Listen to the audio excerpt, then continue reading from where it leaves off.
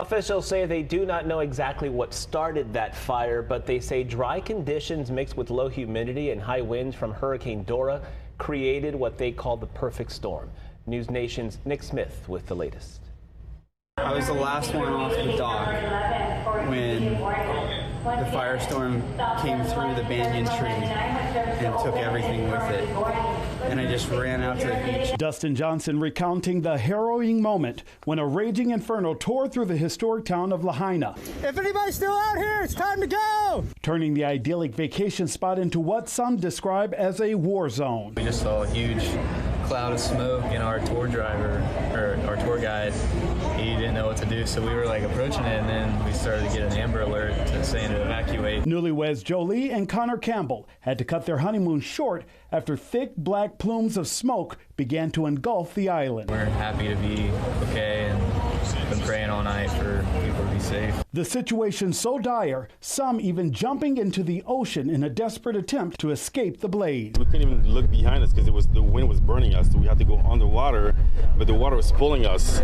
And so like we had fire falling down, we were trying to hold on, and then Coast Guard showed up, and it was just like, we were screaming, help, help. Officials reporting multiple deaths and injuries. Several people remain unaccounted for. Hospitals in the area overwhelmed by the influx of patients, turning to emergency services in neighboring Honolulu to help treat burn victims. And emergency shelters have been set up for those displaced by the massive fire. This is not a safe place to be. As firefighters struggle to get the wildfires under control, 911 services were knocked out. Thousands trapped without power and homes destroyed, many burnt to the ground.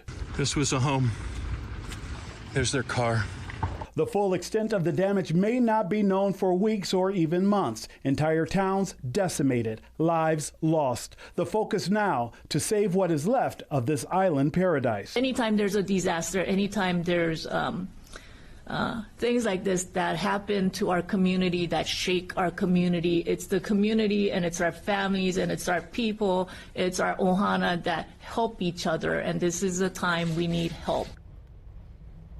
That was Nick Smith reporting here in San Diego. Meantime, there are flights to and from the Hawaiian Islands that are impacted. Fox 5's Elizabeth Alvarez joining us live at San Diego International Airport with all the details. Elizabeth. Good morning. This morning, departures appear to be on time. I'm going to point you to the board here because we do have two flights that are headed to Maui from San Diego International. We have a Hawaiian Airlines flight that leaves at 9:30 and an Alaska flight that leaves at 11:30, landing at Maui's primary airport. Last night, there were a handful of delays from San Diego International to the island. So if you are traveling, it is imperative that you monitor your flight status because we are talking about a destructive and, as you just saw, deadly wildfires that are not contained. In fact, right now the government is discouraging all non-essential travel to Maui. A lot of people, including tourists, as you saw in that previous story, are trying to get off the island. You should be looking at some video from Maui's airport, one of them anyway.